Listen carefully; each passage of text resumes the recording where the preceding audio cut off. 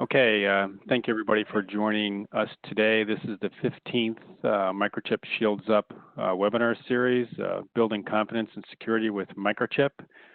I'm pleased to have Reza Azarderakhsh, the founder of PQSecure Technologies, to present to us today post-quantum PKI called Sweet Q for embedded devices. My name is Tim Morin.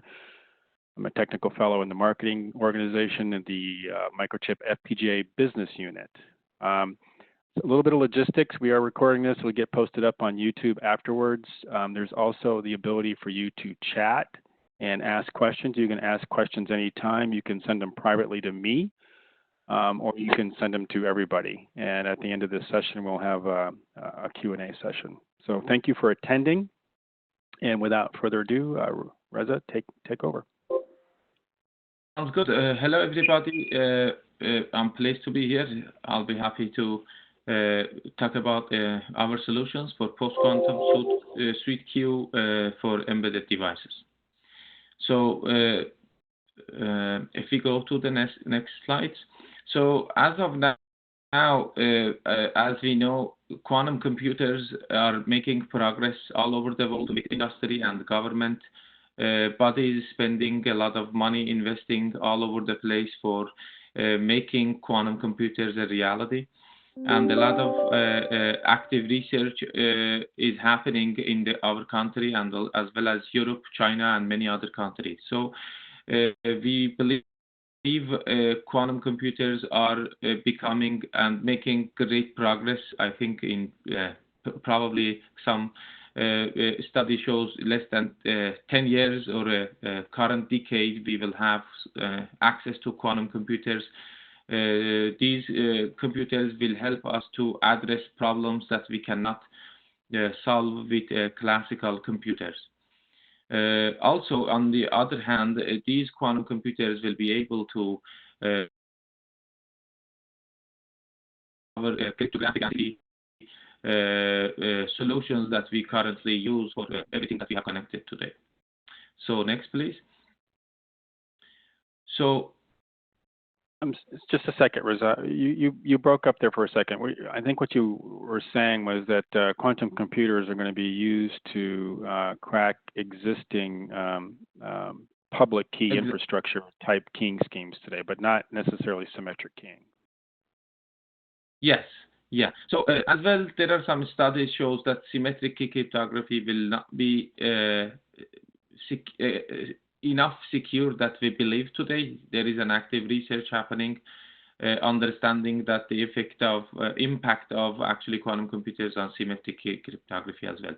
But for now, we are mainly concerned with public key cryptography, which basically gives us the opportunity to put together the key exchange mechanism as well as authentication of two parties or more parties. Right. So, thank you. Thank you. So our main focus is kind of is on IoT devices. As we know, IoT is the future of computing because we see a lot of embedded devices all over the place, and these quantum computers are also, we could say that they will be the future of computing performance, as they're going to help us to solve the problems that they require intensive computations. So IoT is kind of putting us in a new challenge area with major security vulnerabilities, and quantum computers are, on the other hand, are also major security threat for, as mentioned, in the key exchange and authentication of devices. So we basically need to start designing. I think since IoT devices are not as we talked about widespread today, but soon, I think in 2 or a couple of years, will be widespread all over our community, our country, cities, and I think designing IoTs based on new security models to be, against the quantum computer is very important. So main question that comes to the mind is when we should do this, when we should start looking into quantum safe solutions. And a little bit better question would be how long this transition will take. So as we know, transition from classical crypto systems in the past based on experience took, if not years, couple of, at least decades. So, but I think people are more aware. They would like to look into more stuff here and then reduce the risk which is going to happen as we are moving. So next, please.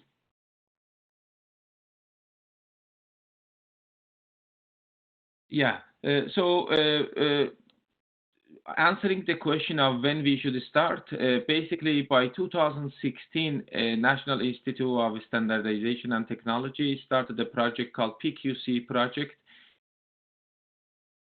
and they had a proposal for NIST called NIST Round 1 with more than 85 candidates first, and then 69. They reduced a little bit, fine-tuned them. For evaluation candidates of covering kind of post-quantum key exchange as well as digital signatures for authentication. And after almost 2 years of analysis, NIST announced round 2 candidates with almost about 17 key exchange mechanism and 9 digital signatures. Moving forward, NIST started looking into recommending merges and considering combination of some algorithms together, and with the goal of closing, actually just closed 2 weeks ago, April 15, looking into round 3 candidates. So round 3 candidates would be available by June, mid-June, for people who to look into like reduced algorithms. Obviously NIST is not going to standardize 17 key exchange mechanism, probably a couple of candidates from different families. And the solution, the question that we had in the previous slide of when we should look into this, because we believe quantum computers will become reality, let's say something about 2030, with like noisy quantum computers and probably less noisy or logical bit quantum computers that they are cryptographically relevant, that they could break our current crypto systems by 2035. So if that's happening at that time, then we need to be worried all the time, starting even back in 2016 or even years back right now, because people who have access to these quantum computers, they will be able to decrypt the encrypted data that they have stored and kept in the past. For example, if somebody stores encrypted classified data now, they can decrypt them when they get access to quantum computers. Just one thing needs to be clarified here. Key exchange is more vulnerable than digital signatures, and the reason is that key exchange actually reveals your secret information right away. But basically, you can't go back retroactively and break digital signature or authentication, for example, happened in 2010.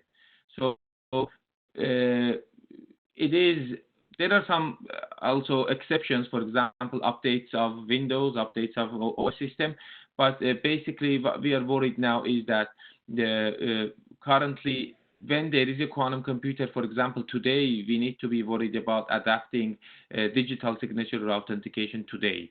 But but the key exchange mechanism should be way behind. We got to do as soon as possible now. NSA, National Security Agency, recommends that we have to switch to quantum safe PKI now. This word is coming from 2015. So Michele Mosca, he's a cryptographer and also quantum specialist, mentions that even RSA will be broken by classical computers, basically, even in by the size of 2048. I think there are still a lot of people are using RSA 1024 by 2026, and with chance of 50% chance of breaking it by actually 2031. These are classical cryptanalysis, but quantum cryptanalysis, which is also very strong, I think we have, as you can see, the roadmap is clear that we have to be worried to reduce the risk of our solutions and products coming in the future. For instance, aerospace industry needs to be worried because these big planes gonna stay in the market for decades, and cars and many other applications in the domain of, for example, IoT. Next slide, please. I have a question, Reza. So essentially, any kind of PKI scheme today that's using RSA, and you know, a lot of these key exchange stuff that happens between, say, like IoT devices and the cloud, you know, the cloud, they record everything, right? So what you're saying is that you can go back and kind of like replay that recording and break that RSA key exchange mechanism and you know, expose the symmetric key and then get access to the encrypted data. That's kind of what the threat is, right? Exactly, yes. Okay, I just wanted to be clear on that. Thank you.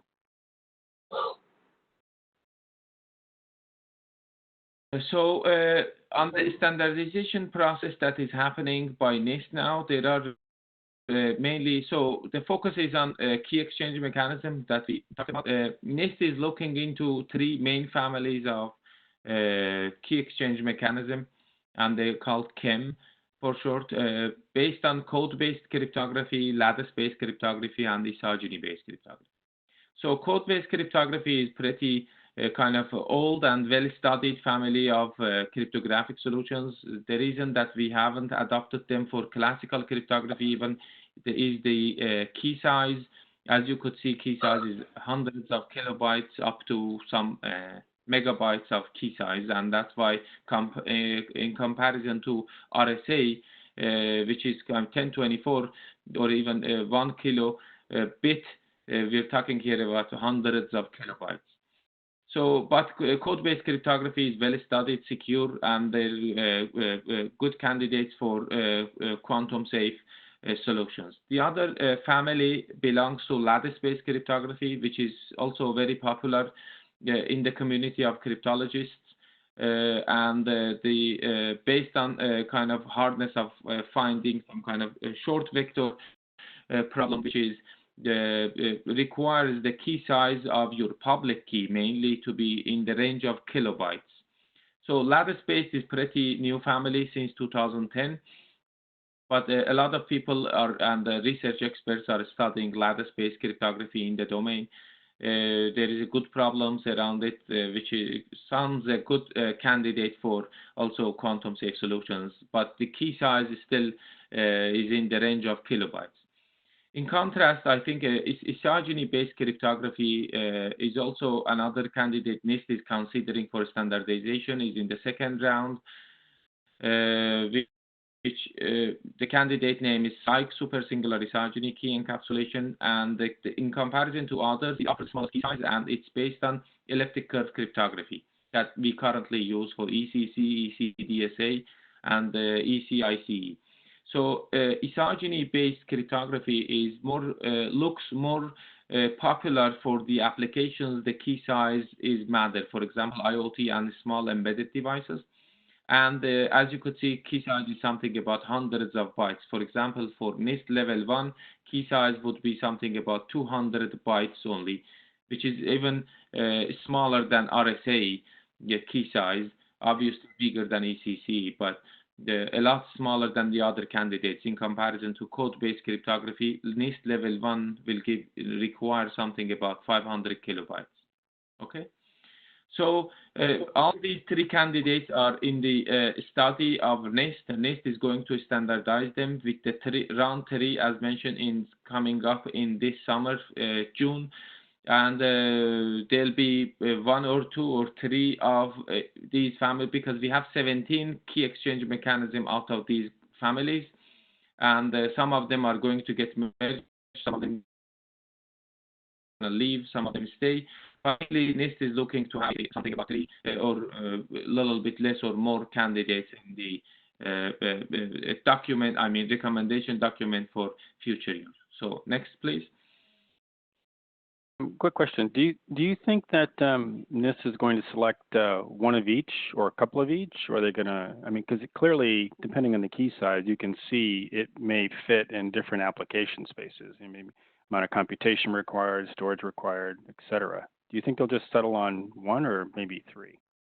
Basically, NIST says that they have actually hybrid mode. They would like to encourage people to use, for example, 2 or 3 in hybrid mode. For example, you use code-based and lattice-based in hybrid or with isogeny.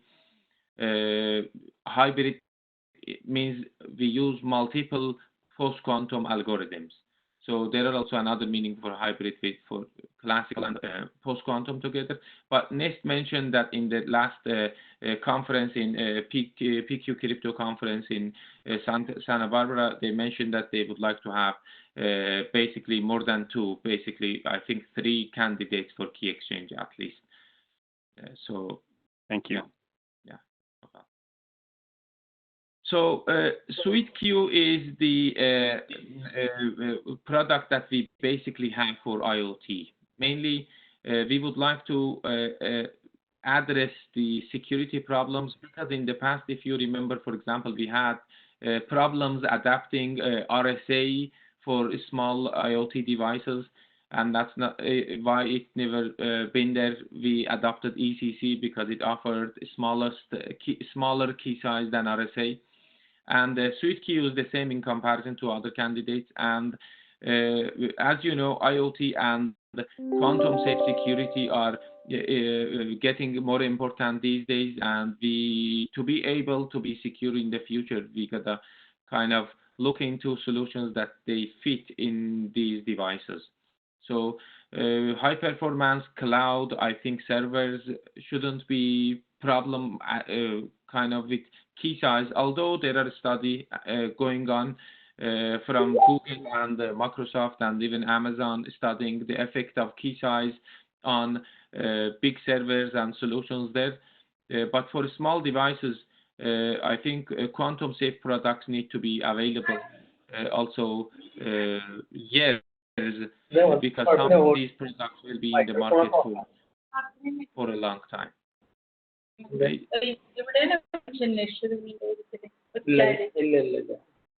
Next, please.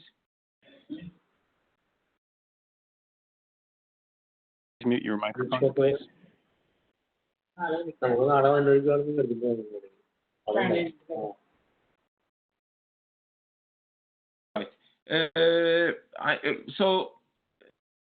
SIKE, or super singular isogeny key encapsulation, is kind of family of elliptic curves. So just in short, I would like to a little bit of go to the math, what's happening here, and the explanation of the algorithm. So elliptic curve cryptography has been standardized 1985. Invented 1985, been used since 2000, and more since 2010. I think, as you could see, ECC is basically is based on elliptic curves, and over elliptic curves we had only operations of points, and then multiple of or a scalar multiplication of a point to be the public key for the two parties. In the right side, as you could see, in the SIKE we have, or super singular isogeny key encapsulation mechanism, we have several curves. We're not dealing with one curve, we are working with different curves, and two parties that they would like to share a key. For example, they start from a curve in the graph. As you could see, the graph is connected. This is called super singular isogeny graph. They walk in this graph, they get their own public key, they exchange these public keys, and then they end up getting, probably in the next slide, we have a more visual of explanation. But what you could see here, there are a lot of elliptic curves. They don't land in one same curve, they land in different curve when they actually share a secret between each other. So next, please. So each curve that you see in the SIKE graph, actually, they all use different points on their own respective curves. Is that what you're saying? Well, actually, points are kind of public parameters. We have same points, but we map these points to other curves. So we start from same points, and then by image of these points on the other curve, we get new points, and then we exchange them kind of between Alice and Bob to be able to compute the rest of the, algorithm. So if you go to the next slide, so I have here a kind of a protocol which is called SIDH, Super Singular Isogeny Diffie-Hellman. So for those who are familiar with ECDH, probably it's easier to follow. Elliptic curve Diffie-Hellman, same thing. Although some people say SIDH is SIKE is more similar to ECDH, but basically they're the same. So Alice and Bob, basically, if you see Bob in red and Alice in blue, they start from the departure curve. It's a kind of a Montgomery curve, E0, and then they map E0, we call in math like isogeny of E0 to EB. So Bob works on these isogeny graphs with different isomorphism class. He lands into EB, and Alice does the same, maps E0 to EA. So from here to EA, in the middle of this graph, as you can see, EB and EA, they're considered as public key parameters or public key for Alice and Bob, plus some auxiliary points, images of points that Tim just mentioned, PB and QB for Bob, PA and QA for Alice. They exchange these, and as you could see here, that's where coming into place the key size, public key size for the communication that we need to consider as the size of public key. So they exchange here, and then Bob continues the graph, as you could see in the bottom red, maps EB to EBA at the very right side, and Alice goes on the top, follows the blue line, isomorphism classes of elliptic curves, and she gets to EAB. So as you could see, they both land into a curve or curves, isomorphism class of curves. These curves, they share a special property, which is a very great, in terms of they share same J invariant. J invariant is kind of a kind of the form of curve that they have same parameters. And they can use these J invariants as the shared secret key, continuing, for example, for encrypting the traffic, for example, using AES or any other symmetric cryptography solution. Okay. So next, please. So in this standardization process, NIST recommended some NIST level 1, 2, 3, 5 security levels based on hardness of breaking AES. For example, NIST level 1 is equivalent to breaking AES 128-bit. SIKE key size or prime size that you would like to have your computations in arithmetic field or finite field basically requires the key size to be 434 bits. Okay, that's so for example, compare key size for prime size for RSA 1024 for ECC something about 256. Okay, and the prime shape, as you could see here, is something like 2 to the power 216, 3 to the power 137, and -1.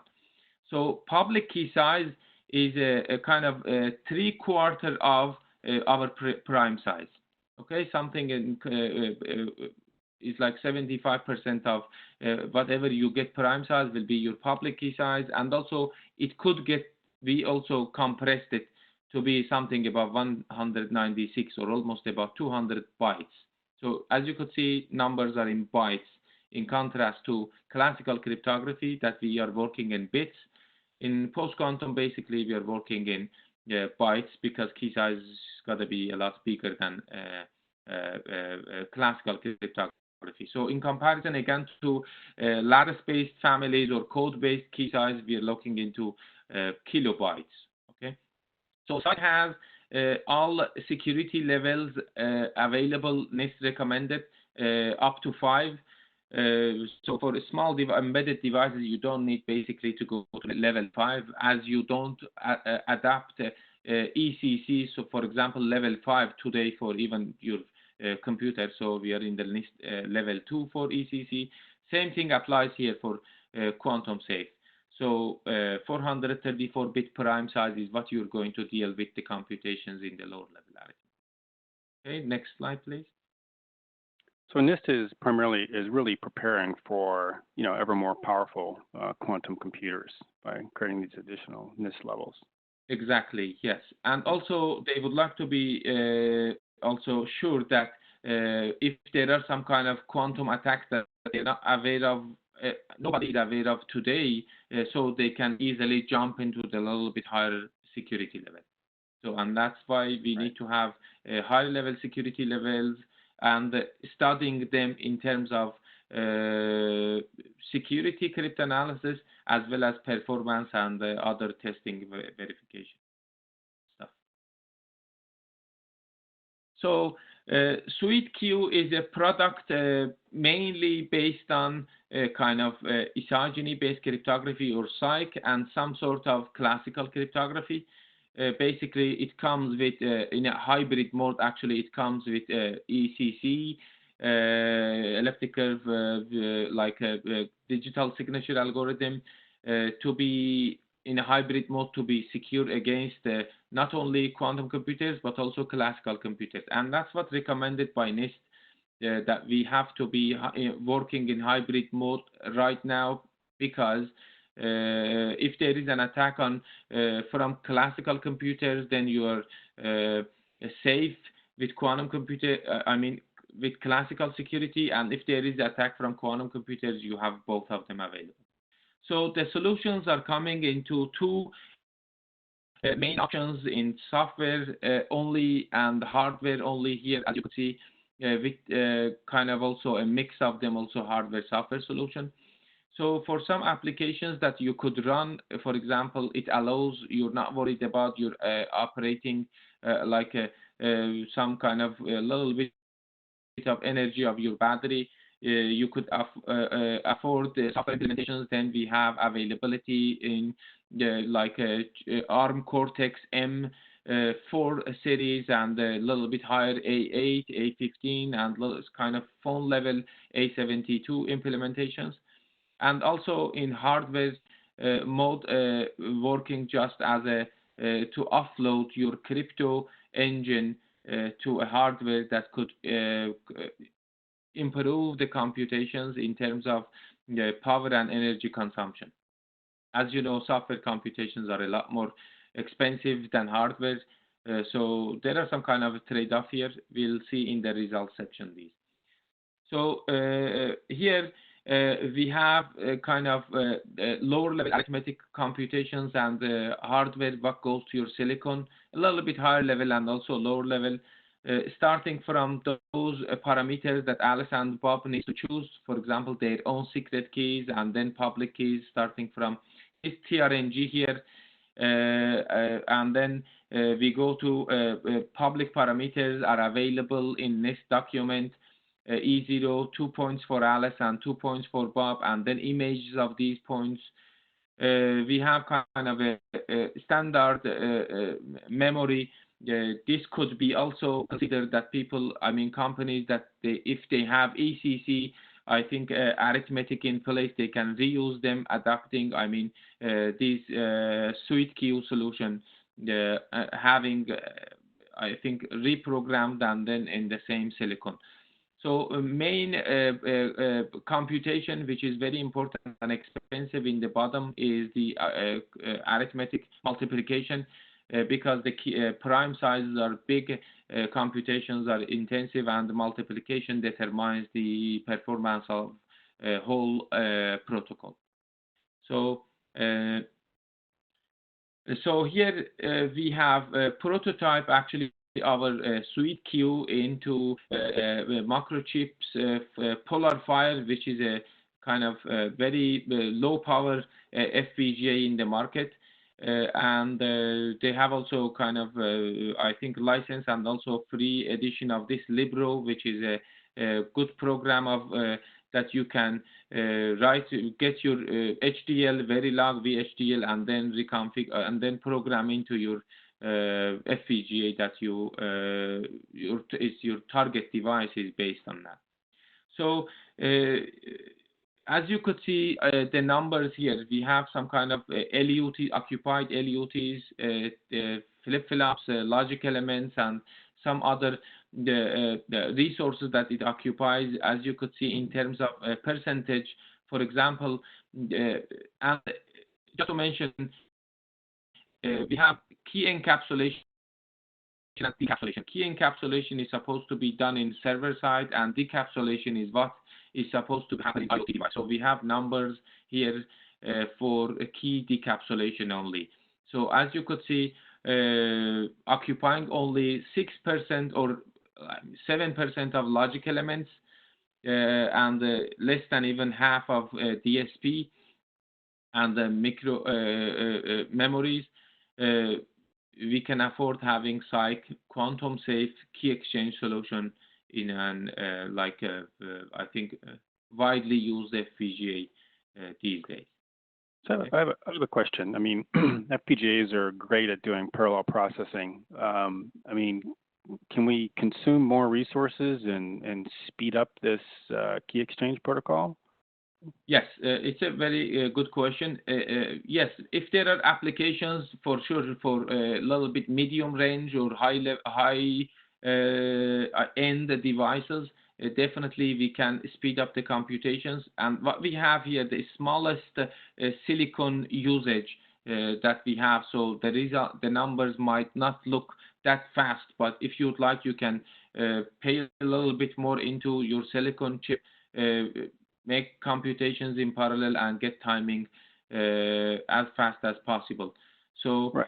I can give you some numbers. For example, here in terms of timing, as you could see here, it takes about so key generation is basically done in offload. I mean, it's not supposed to be online.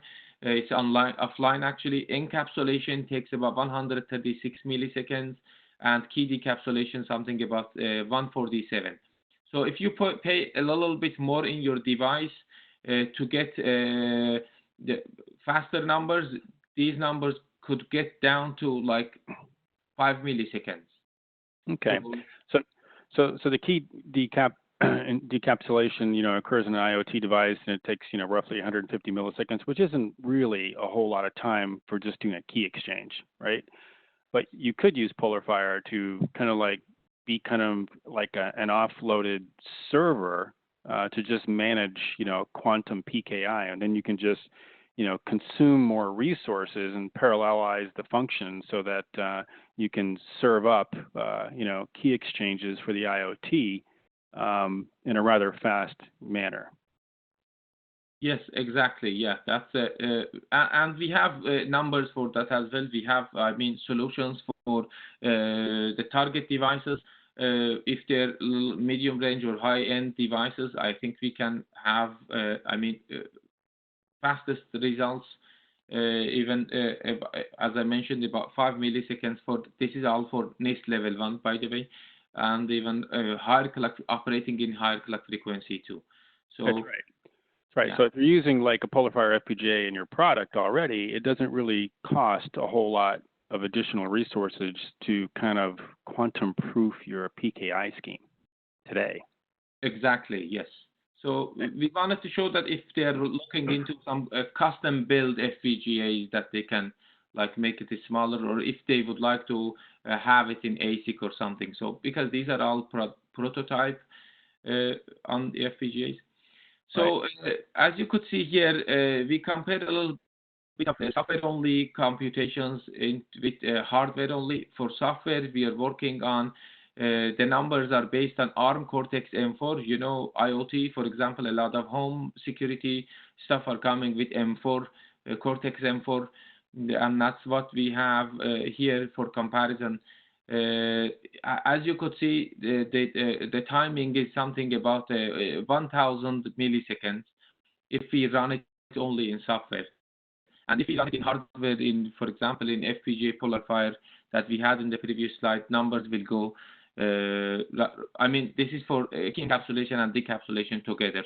So 250 or something about that.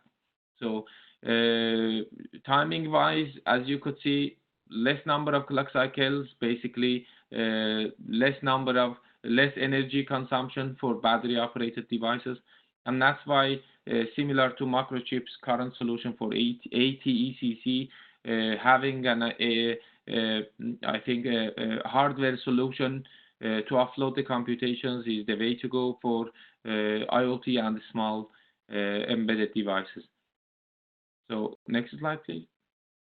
So I would like to compare here, probably some of you may have questions that in comparison to other candidates. So I have this from NIST workshop, happened last year in Santa Barbara, PQ Crypto with NIST standardization, second conference.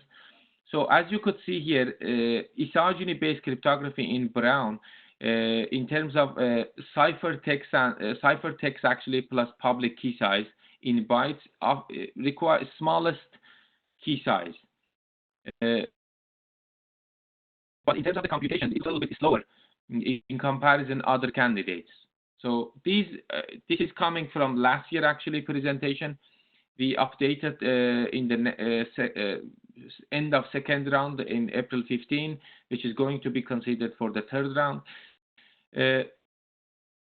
But in comparison to, for example, other candidates, for example, structured lattices, if you look at to the green ones, the structured lattices, there are some questions about security of structured lattices.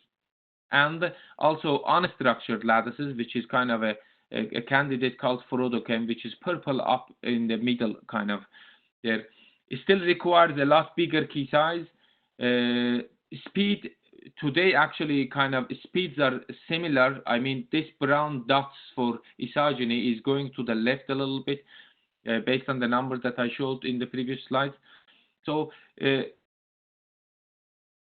isogeny is in the range of, in terms of, this is actually CPU in PC that they compare to show kind of a roughly what's working in terms of not like a very optimized implementations, but as you could see, isogeny is in the range of kind of 100,000 clock cycles in comparison to others that they're in the range of 10,000 clock cycles.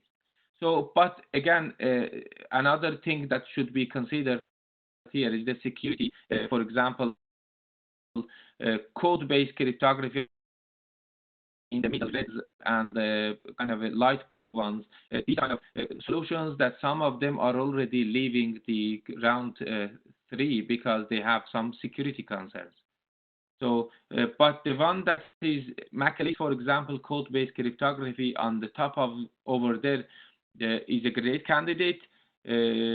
Timing is speed is same kind of, but key size a lot bigger. But it's been studied for I think more than 3 decades.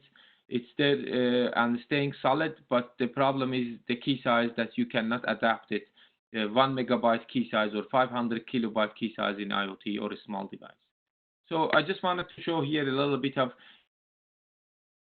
a comparison between other candidates and also the isogeny-based cryptography.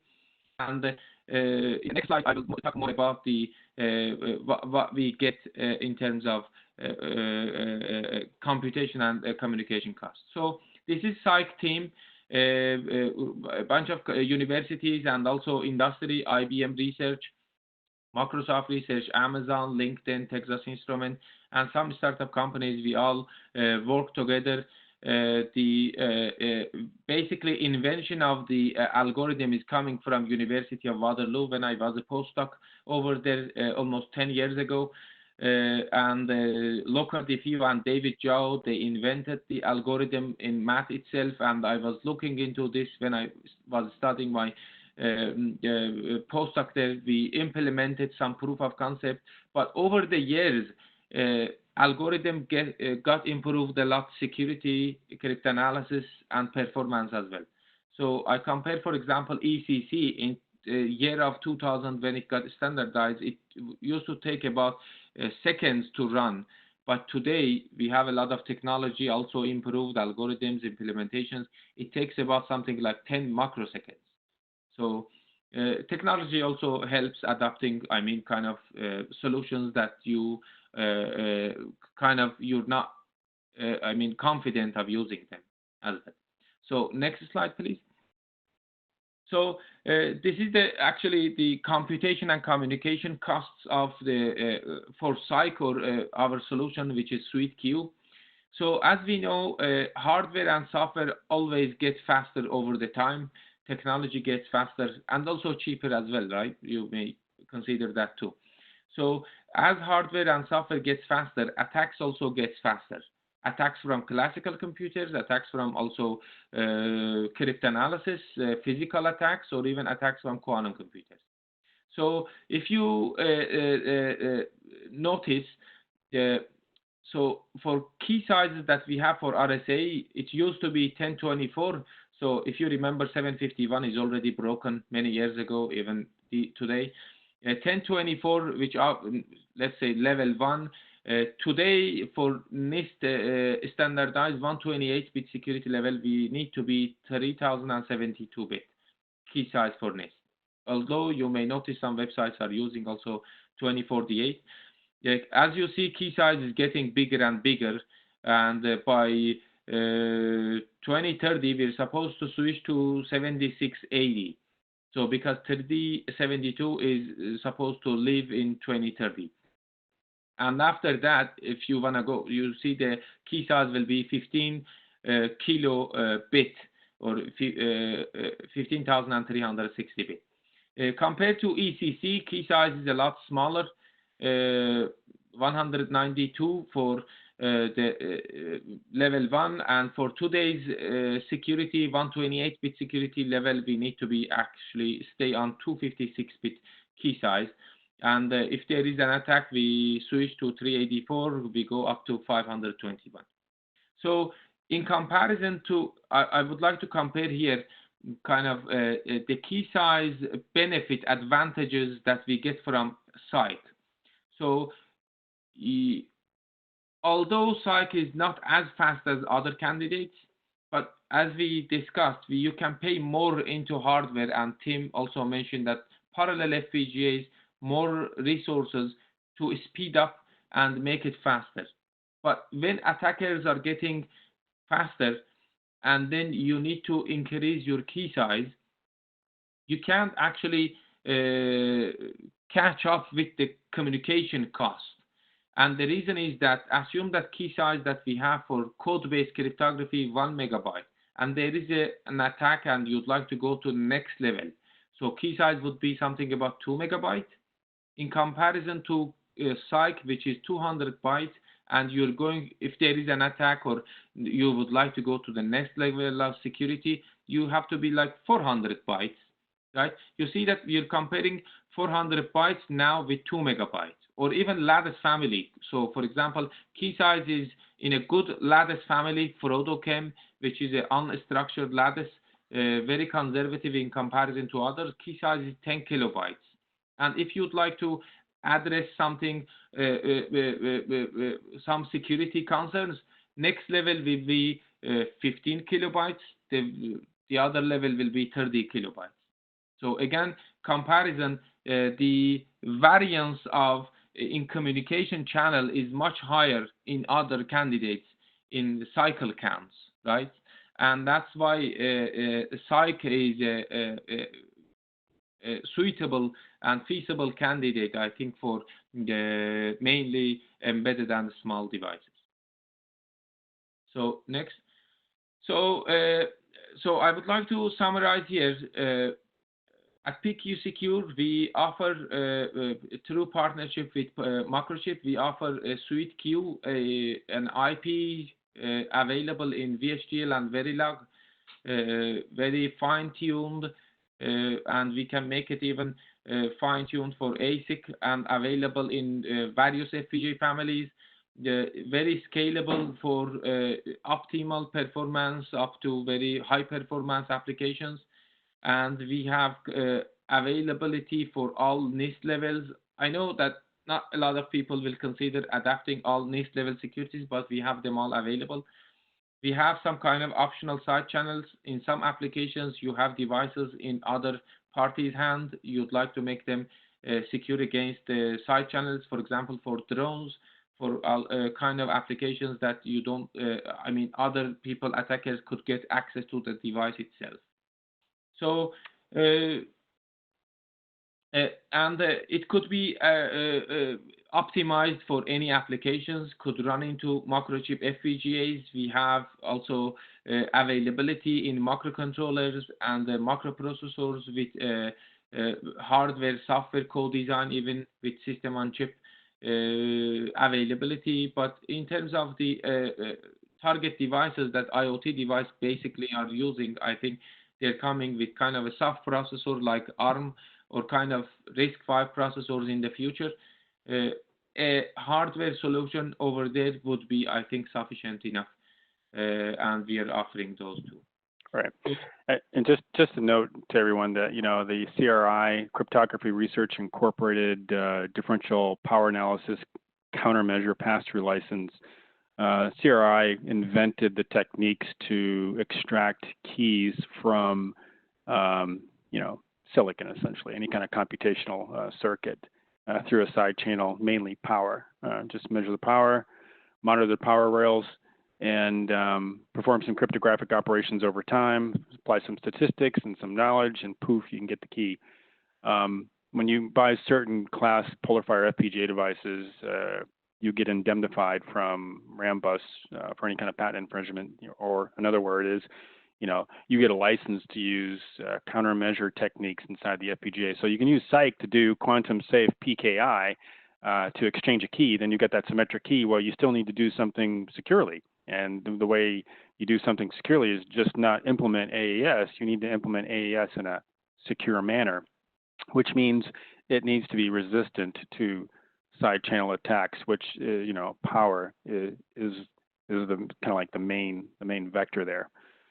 So just to kind of like summarize and wrap up, you know, you can use SIKE on our MCUs and MPUs. There's IP available for PolarFire and soon PolarFire SoC FPGAs. You can contact Reza, you know, through this website. Oops, excuse me.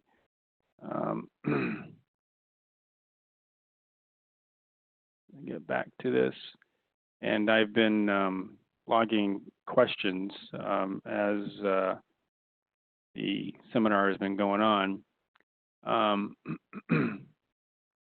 The first question I got was, can SweetQ be integrated into classical PKI schemes like ECC and RSA? Yes, basically in the PKIs, I think we are looking into integrating. Basically, is one of the techniques that people are considering, the integration of quantum safe solutions with current, for example, PKI, TLS, SSH, and those kind of protocol families. And that's the benefit of SIKE being kind of same kind of protocol families that we had before, for example, for ECC. And SIKE has its own APIs that easily could get integrated to these, I think, PKIs as well. Another question came in is, you know, I've got a really small micro. I mean, you know, what are kind of like the memory size requirements needed to actually run SweetQ on a microcontroller? I mean, we talking, you know, is it 10K bytes, 100K bytes, and do I need 64K bytes of RAM, or do I need a megabyte of RAM? So, yeah, less than 5 kilobyte, you can have it. I think it's a matter of still kind of speed. If you'd like to make your design faster, you need a little bit higher, larger memory size. If you'd like to make if your design could be smaller and the memory size is smaller, that slower and smaller, I think that's so up to 5 kilobytes we can run it there, no problem. Okay, and I had another question that came in, and if you can try to explain this to the layman, why is SIKE secure against quantum attacks? Is it just because there's just more computational activities going on? You got multiple kind of like classical ECC curves. What makes it secure? Very good question. I think so. Going back to RSA, RSA is based on integer factorization. I mean, the security of RSA is based on integer factorization, and ECC is basically the security or hard that we cannot break. ECC is based on elliptical discrete log problem.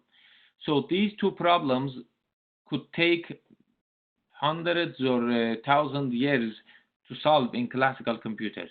Okay, but with Shor algorithm in hand, Shor algorithm for integer factorization and another kind of form of Shor algorithm for ECDLP, it takes like a polynomial time. Polynomial time means that milliseconds or seconds or even like depending to security level.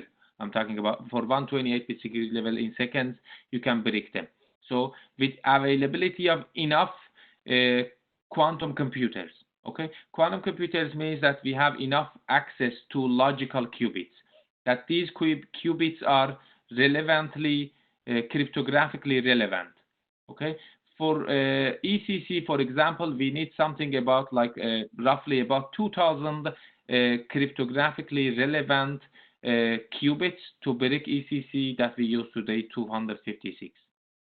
So 9 times basically, I mean 6 times 256. So, but for SIKE, there is no quantum algorithm that you can find the hard problem. The hard problem in isogeny is that giving a curve, an image of curve, finding that phi function or isogeny map function that maps the curve to the other curve, or a point on the curve, an image of point on the other curve, that you can't find that function that maps there. So that's the main hard problem of isogenies, and there are also several research papers on this domain, mainly even by Microsoft Research and some other researchers, IQC. They all came into the conclusion that there is no quantum algorithm as of now that we know today. Got it. And what is the state of the art in terms of quantum computers? I mean, I've seen 2, 4, 8. I mean, is it much higher than that? Are there quantum computers that have 2,000 cryptographically relevant qubits? So some companies, I think there are some companies looking into quantum computers closely. They have some kind of noisy bit quantum computers and also less noisy. So what we have is kind of 90 or 72, 90 by Google, 72 IBM, and something around these domain. I think we're not more than 100 qubits of no noise qubits. What we need for to be cryptographically relevant is that something we need to get about 2,000 up to 5,000 quantum qubits.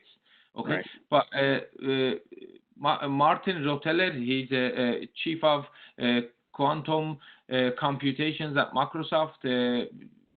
He mentioned the NIST quantum conference that post-quantum conference that as they're making better the noise reduction, I think the building more qubits will happen sooner than, for example, it's not going to take like 15 or 30, 50 years.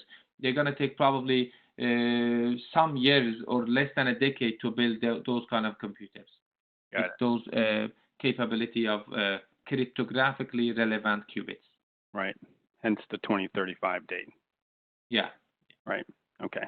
And what is the latest from NIST as it relates to SIKE? Can you kind of like predict the future here? Yes. So NIST stayed very solid and strong in NIST level 1. These all information are public. We have a website for that, sike.org. People can look into that, and also in NIST round 3 closed actually, and candidates will be announced I think in a month.